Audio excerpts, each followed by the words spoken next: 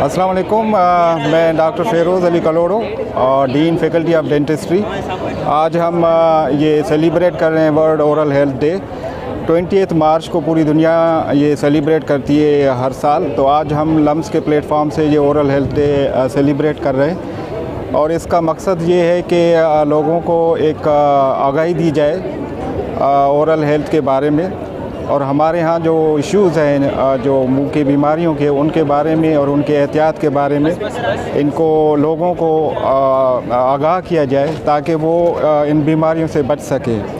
हमारे यहाँ जो ज़्यादातर प्रॉब्लम है इस पर्टिकुलरली इन हैदराबाद और इसके जो और डिस्ट्रिक्ट्स हैं तो वहाँ ये ओरल कैंसर जो मुंह का सरतान और ये बहुत कॉमन है और उनकी वजह जो है ये जो चीज़ें गुटखा पान और छालिया और ये चीज़ें आदमी खाते हैं तो उसकी वजह से बहुत प्रॉब्लम होते हैं। तो ये आराम से इस चीज़ से बच सकते हैं क्योंकि ये बहुत ही डेंजरस बीमारी है और मुल्हक बीमारी है। तो इससे मेरा पैगाम ये सब ये है कि इन चीज़ों से बचें और अपनी मुंह की सेहत का ख्याल रखें।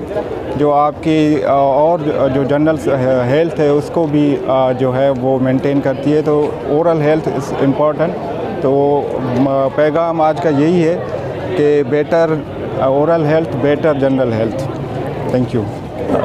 बिस्मिल्लाहिर्रहमानिर्रहीम। Thank you very much.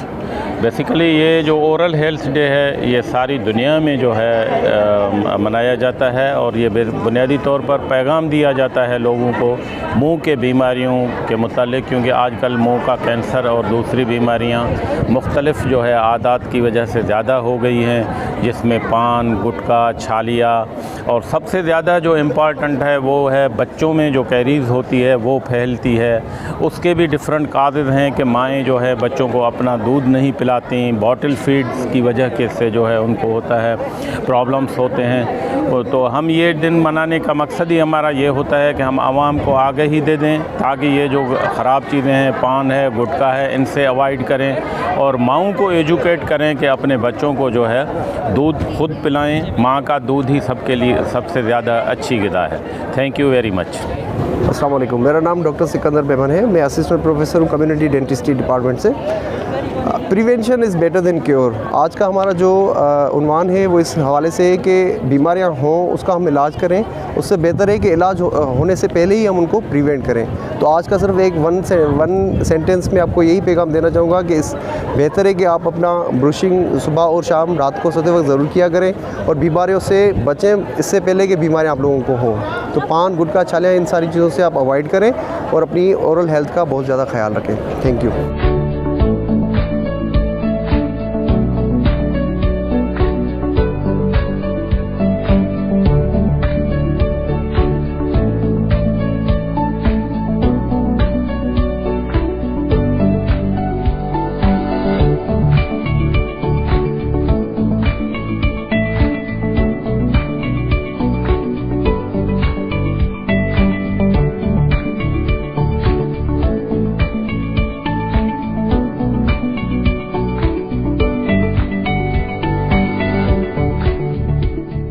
हमने जैसे देखा बहुत सारी चीज़ों को कि मतलब किस तरह हमारी मेंटल हेल्थ हम जैसे काफ़ी दफ़ा एम्बेरस हो रहे होते हैं ना अपनी ओरल हेल्थ इश्यूज़ की वजह से, तो वो एक बहुत बड़ा इशू भी बन सकता है क्योंकि मैंने खुद भी देखा हुआ है, हमारे साथ खुद भी होता है। तो इस वजह से हमने सोचा कि देयर इज़ अ कनेक्शन और हमें थोड़ी थोड़ी एविडेंस मिली भी जो हमने अपने पेपर के अंदर भी डाली है। तो हम चाहते हैं कि इसके ऊपर और भी ज़्यादा रिसर्च होनी चाहिए।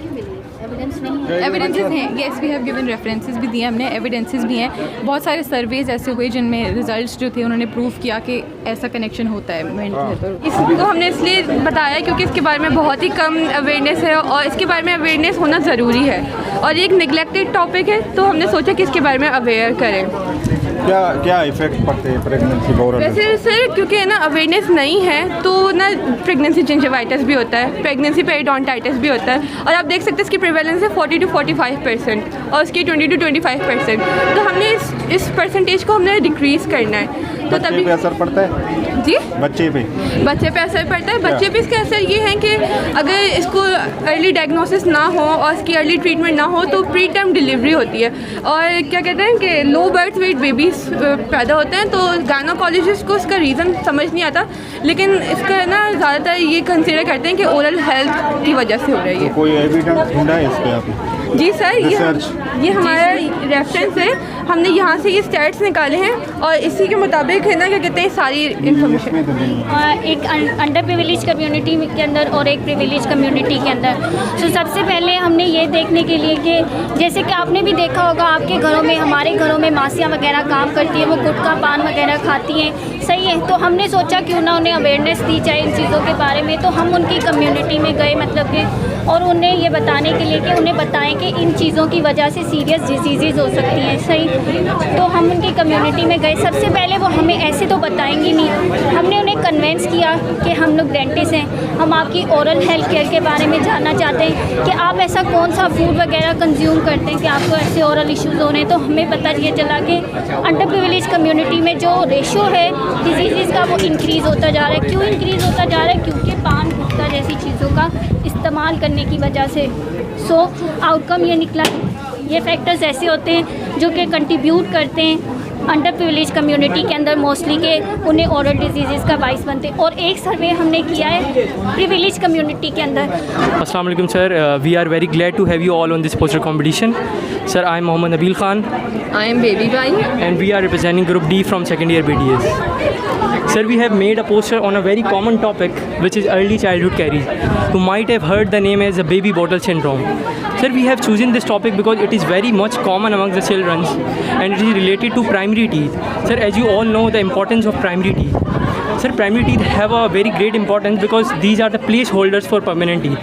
Without them the permanent teeth most likely to grow crooked or misaligned. But with the healthy primary teeth, permanent teeth have a clear path to follow. जब टीथ इरप्ट हो जाएं सर, उसके बाद ब्रशिंग हम start कर सकते हैं। पहले शुरू में अंडर 3 ईयर्स तक हम स्मेयर से स्टार्ट करते हैं और जब 3 to 7 ईयर्स का बच्चा हो जाता है तो पी साइज़ हम पेस्ट लेके उसको ब्रश करवाते हैं सर। तो उन्होंने कैंसिल कर दिया फॉर पोस्ट कोविड। उसके सबसे ज़्यादा हमारे फाइनेंशियल लॉस हुआ क्योंकि क्लिनिक्स बहुत ज़्यादा बंद हो गए और अगर क्लिनिक्स बंद हो गए उनकी इनकम नहीं आ रही। लेकिन हमारी आर्टरीज में क्लॉट जो है प्रोड्यूस करते हैं, जिससे हमारी आर्टरीज जो हैं वो क्लॉग हो जाती हैं और स्ट्रोक के चांस बढ़ सकते हैं। सो हार्ट अटैक वगैरह आ सकता है, हो सकता है। कैंसर भी हो सकता है। yes sir. People with gum diseases were more than 30% likely to develop the kidney cancer, pancreatic and blood related cancer. Assalamualaikum. First of all, I would like to thank you for attending this poster competition and giving us chance to be the part of this great event. Cancer सबसे ज़्यादा फैलने वाली बीमारी है और इस वक्त पाकिस्तान में सेकंड मोस्ट जो हाईएस्ट रेशियो है कैंसर्स में वो ओरल कैंसर है।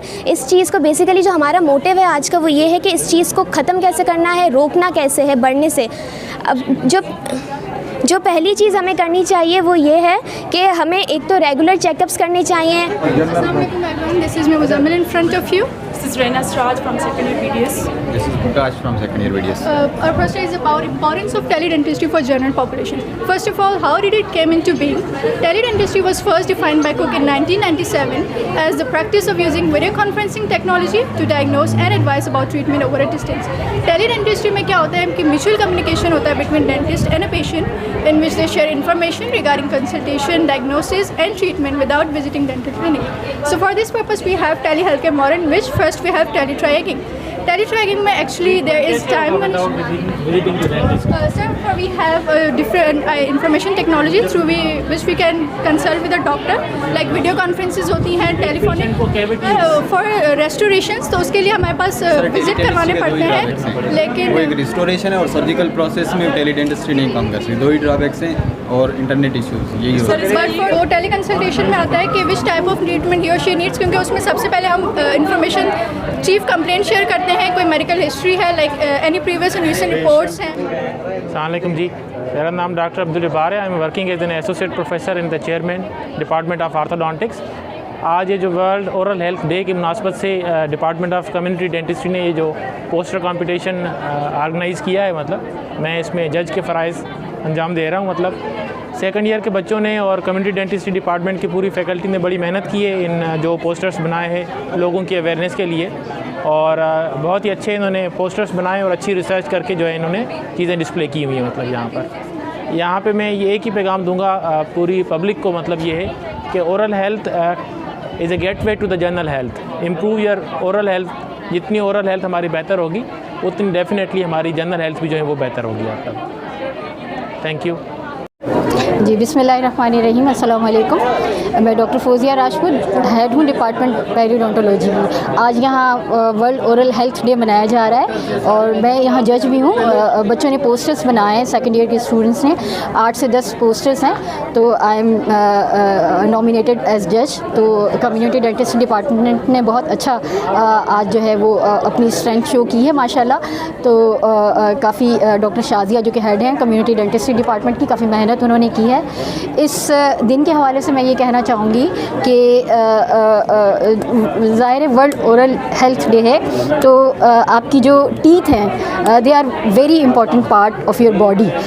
Just imagine smile without teeth. आप ज़रा मुस्कुरा के देखें कि आप बग़ैर टीथ के मुस्कुरा रहे हैं। Not only in smiling but the teeth they help in eating as well as in for example articulation, बातचीत करने में भी हेल्प करते हैं, तो बहुत ज़्यादा इंपॉर्टेंट है। तो अक्सर लोग कहते हैं कि ब्रश कर लो तो बहुत बेहतर है। ब्रश जब करते हैं तो वो सिर्फ सामने की जो सरफेसेस होती हैं टीथ की और जो ओक्लूजल ऊपर वाली सरफेसेस होती हैं उसको साफ़ करता है। वो जो प्लैक जो डिजीज़ असल में कॉज करता है वो प्रॉक्सिमल सरफेस, दांतों के बीच में जो जगह है वहाँ पे जो प्लैक लगता है वो डिजीज़ काज करता है। तो मैं ये रिकमेंड करूँगी, बल्कि पूरी कम्युनिटी को, सबको, एजुकेटेड अनएजुकेटेड एवरीवन, सबके लिए मैसेज देना चाहूँगी कि do flossing once daily. Brushing twice daily सबको पता है, लेकिन फ्लॉसिंग की भी आदत डालें वंस डेली, ठीक है। इंशाल्लाह you will be remain prevented from the oral diseases. Thank you.